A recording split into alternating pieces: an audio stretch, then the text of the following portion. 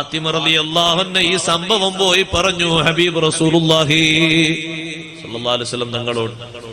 തങ്ങൾ ചോദിച്ചു, ഫാത്തിമ, ഇത്രയും തവണ നീ ചുറ്റിക്കറങ്ങിയിട്ട് അലി റളിയല്ലാഹു അൻഹു മാപ്പ് തന്നില്ലെങ്കിൽ പോയി കിടക്കേണ്ട സ്ഥലം ഏതാണെന്നറിയോ? നാളെ നരകമായിരിക്കും. സയ്യിദുനാ റസൂലുള്ളാഹി. നമ്മൾ പഠിക്കേണ്ട പാഠമാണ്. മക്കളെ നല്ലോണം പഠിപ്പിക്കണം.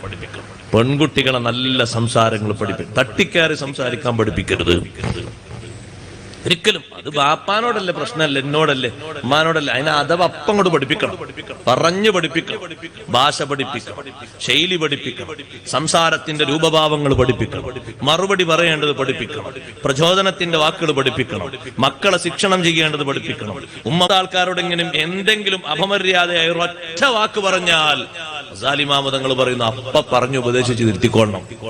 ഒരിക്കൽ വിട്ടുവീഴ്ച കൊടുത്താൽ പിന്നെ അതങ്ങനെ വളർന്ന് വളർന്ന് വളർന്ന് നിയന്ത്രിക്കാൻ കഴിയാത്ത രൂപത്തിലാകും.